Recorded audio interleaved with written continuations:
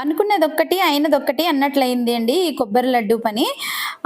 ఈ కొబ్బరి లడ్డూ ప్రాసెస్ అంతా కూడా నేను డిస్క్రిప్షన్‌లో పెడతాను. ఒకసారయితే చెక్ చేయండి. కానీ నేనేమనుకున్నాను, ఏమయింది అనేది మాత్రం మీతో నేను షేర్ చేసుకోవాలనుకుంటున్నానండి. మా పిల్లలకి స్కూల్లో ఫుడ్ ఫెస్టివల్ అయితే జరుగుతూ ఉంది. కోకోనట్ డే సందర్భంగా కోకోనట్‌తో చేసినటువంటి స్వీట్స్ అయితే అంటే వెరైటీస్ ఏదైనా సరే తీసుకురమ్మని చెప్పారంట. నేనింకా మా పిల్లలకి ఇద్దరికీ గూడా 2 వెరైటీస్ ఆఫ్ స్వీట్స్ అయితే చేశాను. ఏంటి అనంటే కొబ్బరి లడ్డు ఒకటి, బర్ఫీ ఒకటైతే చేసి పంపించానండి. అంతేకాదు ఆ రెసిపీ గురించి ఎక్స్‌ప్లెయిన్ చేసిన వాళ్ళకు ఎవరైతే బాగా చేస్తారో వాళ్ళకి ప్రైజ్ అనేది కూడా ఉంటదంట. అందుకని చెప్పి వీళ్ళిద్దరికీ కూడా నేను కొంచెం రెసిపీ గురించి అలా నేర్పించి అయితే పంపించాను.